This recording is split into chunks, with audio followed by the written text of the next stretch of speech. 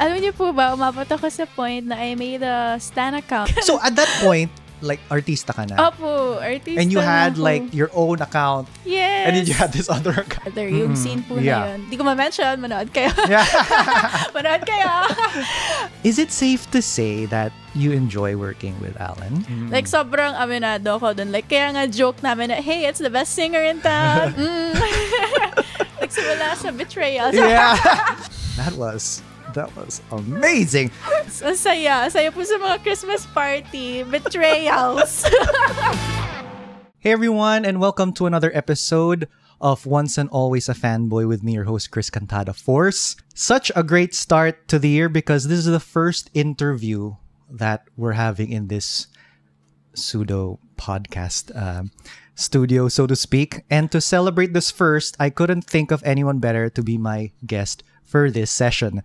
She started her acting career as early as 2015, and now she has numerous projects under her belt. Her movie Green Bones just won Best Picture in the 50th Metro Manila Film Festival, and her new show Prinsesa ng City Jail just premiered a few days ago on GMA.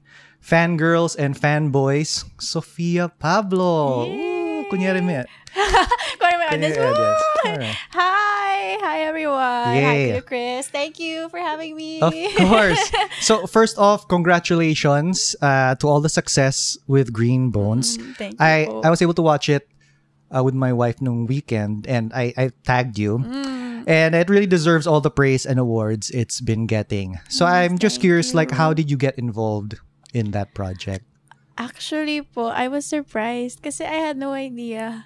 As in, like, wala po akong idea. Nalaman ko siya on the day it got announced na it was a part of the lineup of MMFF. Okay. Nasa taping po ako nun. Okay. Nung Prinsesa ng City Jail. Tas, since bawal po phones inside, wala po talaga akong idea. Tas paglabas ko, my mom was like, Fea, don't use your phone. Wag ka magpa-phone. Gusto ko makita ko yung reaction. So, I go, ha? What's happening? So, I was like, anong nangyayari? Why can't I use my phone? Ano yung kailangan ko makita? Then she showed me po the video na MMFF to be led by Dennis Trillo and Sofia Pablo. So I was like, as in, wala po talaga akong idea. Does that happen a lot? Like, there are projects already slated for you in the next coming months or years. How does that go? Or it really depends. Like, there are some na you have to audition, or there are some that are like roles made for you talaga? Are there? Depende po kasi with yung mga recent teleserye, it was given na talaga. Very it was cool. given na. But before, I used to audition, lalo po pag mga young roles. Yes. Pero ito po talagang Green Ones, I had no idea talaga. As in, they told me lang na may movie ka. Pero wala po akong alam anong movie yon. So, Okay. nung in-announce, tapos iyak talaga ako. Sabi ko, oh my God, it's a dream come true. So, it was a super unexpected blessing. So your character Ruth uses sign language to communicate.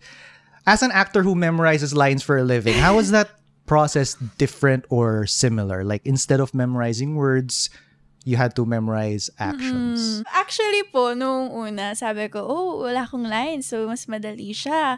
Pero nung I had a training session with them, na-realize ko na it's harder pala kasi it's not just the hands, also po yung facial expressions. Like, meron silang specific na when you point at someone, kailangan ganon. So, even po the face, kailangan kasabay siya ng hands mo. And nung set po mismo, nanibago ko kasi I can't make a single sound. Like, even when I was crying, nung hagulgol na po talaga, kailangan mute. Talagang wala. So, nanibago po ako. Okay. Do you still remember some of your words to sign? Thank you. Okay. Thank What is you. the favorite? Is it parang may favorite. Yeah. Favorite. Yes, that's one of the things I remember. So you played Dennis Trillo's niece in this movie, but you also played his daughter years ago for Train to Busan. Po. Actually, that's the Korean movie that introduced me to everything. Ako rin po. Also. So when I found that little tidbit out, I was like, wow, there's another connection. Wow. So how was it like reuniting with Dennis? Was that the last project you had with him? Or in between, did you have... Parang yes po. Yun yung last. And hindi ko po talaga siya nakasama. Like, we only saw each other for the interview. Tapos, when we did po our dubbing, magkahiwalay. Okay. So, ito po talaga yung first time na I got to work with him na talagang in person, na harap-harapan. And your scene with him in the movie was pretty emotional. It was one of the more emotional scenes of the movie. How was that experience like? Seeing... for the first time, Dennis acting in front of you. Opo. So how was that experience like? It's always been a dream po to work with Sir Dennis. Lalo na he's known to be one of the best actors talaga. His awards, the drama king. So dun pa lang po, sabi ko, oh my God, I'm so excited. Tapos yun nga po, it was our only scene together. Yung scene po na yun. Di ko ma-mention, manood kayo. Manood kayo. Ano po, our first shot of that scene was wide shot. As in like, katawan lang naman yung kita. Our faces weren't seen. And usually po, the directors tell us to not parang buhos yet para hindi sayang. Yes. Kasi mas maganda if sa close-up, mamaya maubos din yung emotions mo, hindi mo na mabigay. So, I was controlling myself na, huwag mo nang iiyak. Kasi naiiyak po talaga ako sa scene. The scene was so emotional talaga. Kahit nung nagbablocking, nagpipigil ako, naluluha ako. Sabi ko, ba't ako naluluha? Blocking pa lang. Tapos nung nakita ko po siya, wide shot, he was crying na. Sabi ko, okay, hindi na ako mahihiya. Iiyak na rin ako. Okay. So, I was like, ganun pa rin experience working with Sir Dennis na talagang every single shot, he gives it his all. Oh, that's very cool. Have you always wanted to be an actress? Like, or kasi diba, I think I saw you post an article about you that you also paint and is like the arts something, but specifically acting. Was that like a dream before? And who did you grow up watching? Actually po, nung bata po ako, I started kasi with commercials. So, nung 4 ako, hindi namin nakita na mag-artista ako kasi super mahihain ko po. Like, hindi ko kaya mag-VTR audition nang wala yung mommy ko. Kailangan hawak ko siya na, hi, I'm Sophia. Okay. Or else, iiyak po ako. And then, whenever I had acting workshops, ayoko mag-culminating. Umiiyak ako kasi super mahihain ako. And then, nung mas tumatanda na po ako, I think when I was 7 or 8, doon ko na po na-appreciate yung mga palabas. Then I tried acting in front of the mirror. Parang gusto ko mag-artista. And then sakto po, I had this commercial. Then na-scout ako ng mga talent agency na nag-aano for TV show. So dun siya nag-start. And mula nun, sabi ko gusto ko na talaga siyang i-pursue until now. You have been, as I said, you have been in so many projects already and you're just 18, right? Is there a role or project that hits different when you reminisce about it? Maybe because you had great memories from the set or because that project meant so much to like your fans or even you and your co-stars? Ako po yung Love is Caught in His Arms. It was a Wattpad adaptation of Caught in His Arms. And ever since po kasi, gusto kong makagawa ng project na parang mala F4, yung parang sunshine vibes. Yeah. And rom-com. I always wanted to do rom-com. Syempre, no bata po, hindi ko magawa. May romance agad.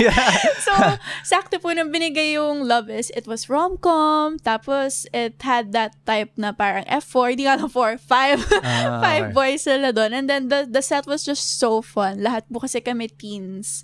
So parang our set was so fun na lahat kami nagde-TikTok, lahat kami nagkukulitan offset. How long ago was this? I think we shot it po 2022.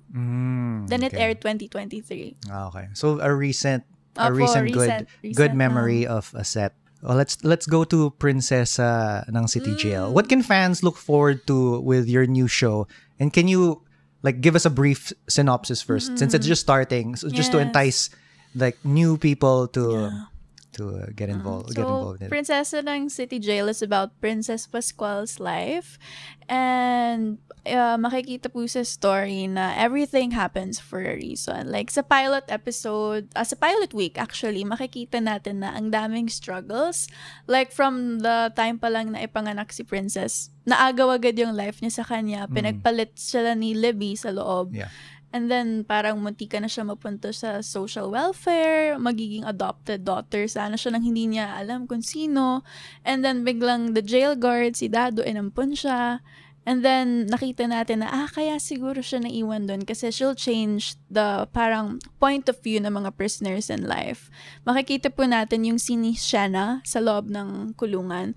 Sabi niya kay Dado, kasi Dado was like, masasama yung mga prisoners, wag kang lalapit. Tapos she was like, hindi naman po masasamang tao yung nakikita ko eh. Then Dado was like, ano? Sabi niya, mga tao lang po. So, ganun ka-pure and ganun kaganda yung heart ni Princess. So, parang, okay din pala na nawala siya sa parents niya kasi at least nabago niya yung mundo sa loob ng City Jail, which is why yung tagline po ng show is ang liwanag sa gitna ng kadiliman.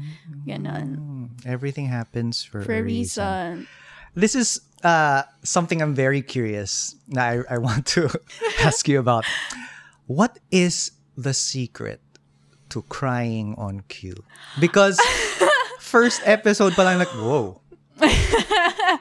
And crying, but controlled because you're still saying lines. Opo. What is your mindset whenever you have to do scenes like that? Actually po, to be honest, I just really think at the moment, on the exact same moment na action, yun na yung I think na this is happening to me. Kasi po hindi nagwo-work sa akin. Of course, other actors nagwo-work yan. Yung super tagal na prep, like hours before heavy scenes or minutes before heavy scenes, nagpe-prep na. It doesn't work for me. Somehow, parang hindi ko malabas kapag pinaghahandaan ko talaga ng todo.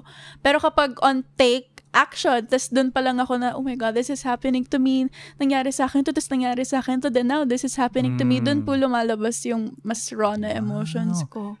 Galing, because that's like when you need it, it will happen. Opo. Unlike some, they have a hard time getting there. They need the prep. Wow. Baliktad po. It doesn't work for me. Kailangan sa akin yung talagang moment to moment. Moment to moment acting. Yung iba po, method nila, sumisigaw sila ng sobrang lakas na, Yung iba naman, wala akong kwenta, ganun, para maiyak sila. Okay. Or others, they recall personal experiences. Ako po, imaginary talaga na it's happening to Actually, me in real I think life. that's, I guess, best method because as you need it lang. Hindi siya you have to really go deep. Yeah, really deep. Okay. Mga traumas. Yeah. You also have a song titled Akin Ka Na, which is from the soundtrack of Opo. So is this your first officially released song? Opo. Like because like on spot kasi on Spotify that's your only Yes, so opo. like everything else is music something. Actually po, I wasn't expecting ever na magkakaroon ako ng single with Allen pa. Kasi hindi po talaga ako singer. Like, sobrang aminado ako dun. Like, kaya nga joke namin na, hey, it's the best singer in town. Ganun po. And then, nung ni-record ko yan, sabi ko, sure ba sila? Papakantayin talaga nila ako. So, ganun po. So, it was a very fun experience. And lagi nga po sinasabi sa akin ng mga vocal coaches like si AOS, si Coach Arnie, si Coach Bambi who recorded Akin Ka Na. Sabi nila, may boses ka naman eh. Inuunahan mo lang yung sarili mo. Yun yung sinasabi nila sa akin na pinagtatawanan mo yung sarili mo, ginagawa mong joke, kaya mo naman talaga. Wow. Sabi ko, pero kasi parang ako po, feeling ko talaga hindi eh. Pero So they it's keep not like pushing me. it's not in your list of things to do in the next few years, like something serious to go into, or you're gonna leave the door open just.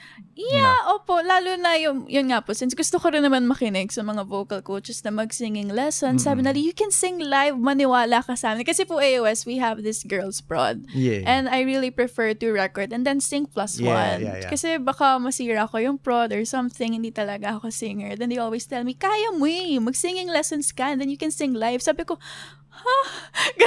But you know, of course. I've seen the power of, kasi there are singers who, you know, as a kid, may talent talaga. But I've seen also people who take lessons and they really excel. Kaya Go. kinoconsider ko rin naman po siya para makapag-live singing na nga. Yeah. Hopefully. Gusto ko naman makinig sa kanila. Sana tama po yung sinasabi. Is there a local group to have collab with? Or your mind hasn't gone there yet? Wala po. Parang hindi ko siya ma-imagine. Hindi ko po siya ma-imagine. So this song, as you said, is a duet with Alan, who you're also starring with in this show. Is it safe to say that you enjoy working with Alan? Yes, opo, super. Lagi ko po sinasabi, siya na yung naging comfort space ko sa work. Parang when I know he's there, alam kong okay ako, hindi ako masya-shy. Kasi ako po personally sa una, I'm very shy. Yeah. Like, di ba nung Korea po, I was so quiet. Kailangan ma-break. Yeah. And when I know Alan's there, alam ko na may tutulong sa akin na mag-reach out. Kasi siya po, super extrovert niya. Ako, introvert ako nahihiya ako super. Pero once malabas, makulit na. Yeah. Super kulit. And whenever he's there, alam ko na safe ako, may mag-aalaga, may magre-remind na drink your water, ganun. Super comfortable. Sweet naman ni Alan. Super! So also shout out to Denise Laurel and Beauty Gonzalez, who are also part of this new show.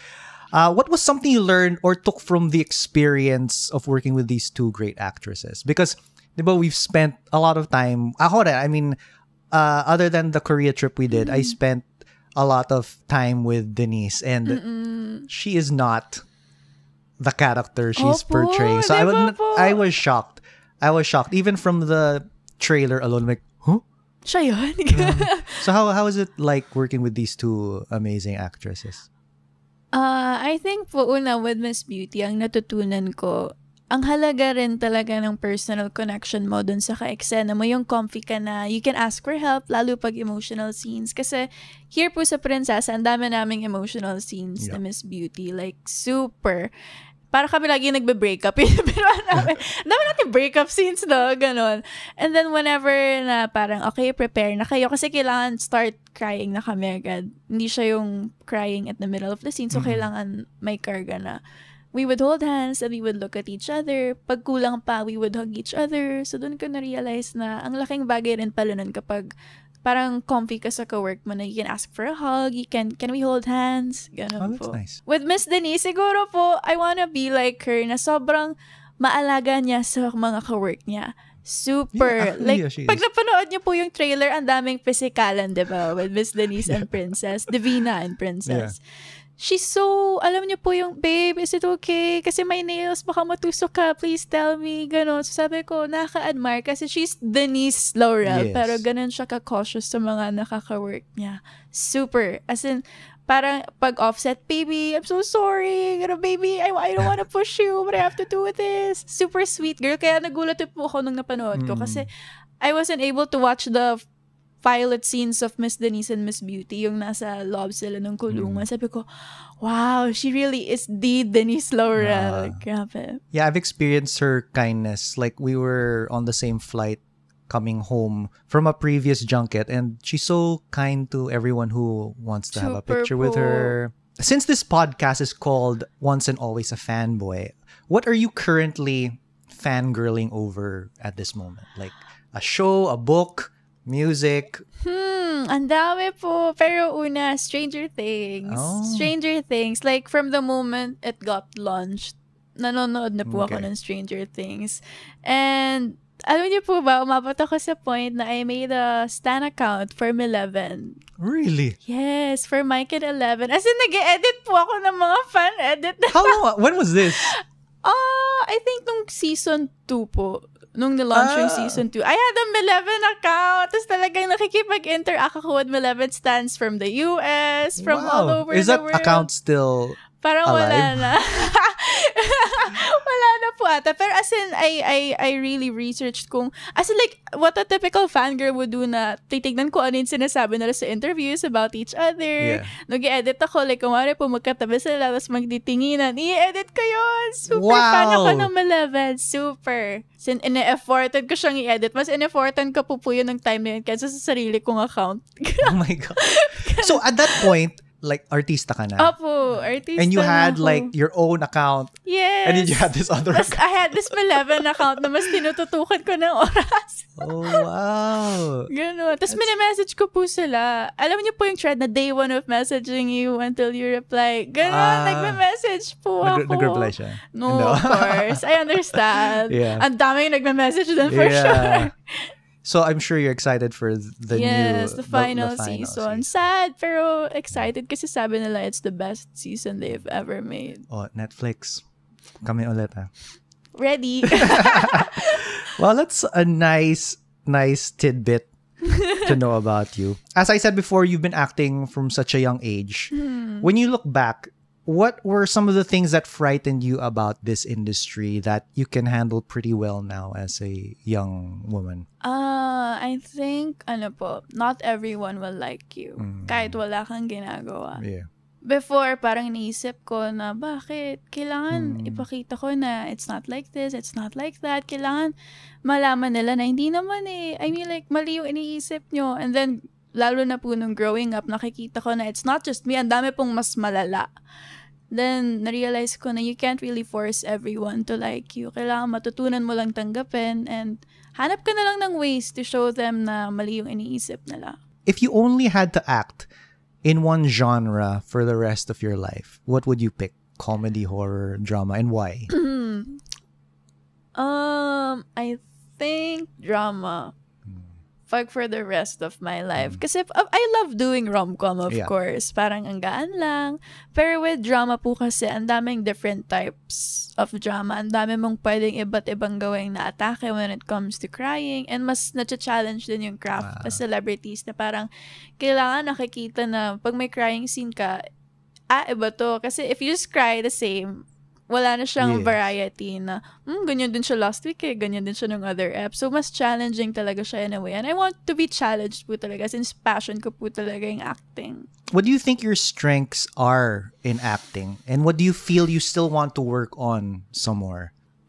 I think so far po, we have this parang super long hog sa Prinsesa ng City Jail. It's with Sir Kim P. De Leon and Miss Ayan Laurel. It's a 12 hog of sequences straight. So what is it? What is it? 12 ano? 12 hog. Parang we call it po hog kapag dire-diretso siyang eksena. Meron din po yung 2 hog lang, parang 2 sequences na straight lang. Pero yun po, it was 12 hog. Tas each sequence was so long. When you say that, nagka-cut ba? Or, no.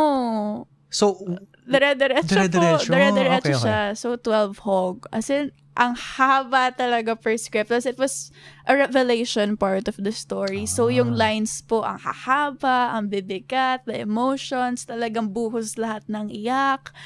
So, I think yun po yung scene na I'm excited na mapanood ng tao kasi nabasa ko pa lang po siya. Sabi ko, I want to pull this off. Kasi I'm always judged na pabebe when it comes to acting. Parang puro kilig lang yung alam. Kasi yung projects po namin ni Alan recently, it was puro rom-com talaga. Okay. Puro cutesy lang na parang gusto niya ako, ganon. So I was happy when we got this project, yung Prinsesa ng City Jail, heavy drama. Kasi mapapakita namin ni Alan na hindi lang kami pang rom-com, we can also do heavy drama romance. So, I was really happy nung nabasa ko yung specific 12 hog na yun. As in, parang each scene, kailangan yung lines maalala mo kasi hindi siya magko-connect if you forget about it. Super long. Ay, yun po pala yung strength ko when it comes to my acting career, yung memorization. Super. Yan po yung lagi na sinasabi ni Alan, yung memorization ko. Like, even if you change the script on the spot, kahit 3 pages, makakabisado ko siya. That's good. Ako, sana ganun din sa school. But pag siguro lang hirap kami sa doing ng mga paragraphs. Pero pag script po talaga, bilis. Even yung lines ng ka-exam ako, nakakabisado ko na. Wow. Pag paulit-ulit rehearsal, nakakabisado ko so na. I'll look forward to how far out is that? Medyo malayo pa. Malayo pa po from now. Sige, text mo na lang ako kung kailan. Before we end, I just want to tell the audience how we know each other. Nagsimula sa betrayal. Yeah. So we were in Korea last December for Squid Game season 2 for the premiere, and it was a very memorable time, but not just because of the premiere. True. Because of some of the activities that we were there with a bunch of other Filipino creators and actors. But there was this one specific moment that will be with me forever. So to let them know, aside from the premiere, we did a lot of Squid Game activities, and one of them is they let us play some children's games. And one game that was amazing.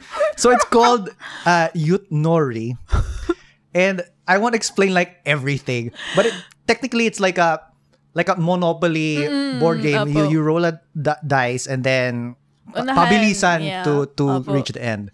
But with this one, You can kill each other. yes.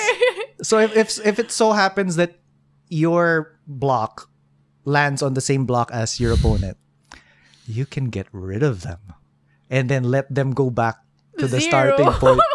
So we were 4 groups, I think. Yes, Opo, 4 4. groups. And then I distinctly remember this. Yung ka-group ko, si Richard, he was talking with you and Alan. Opo. Alliance tayo, tayo. alliance. And then I was like, oh, sige, okay, I don't have to worry.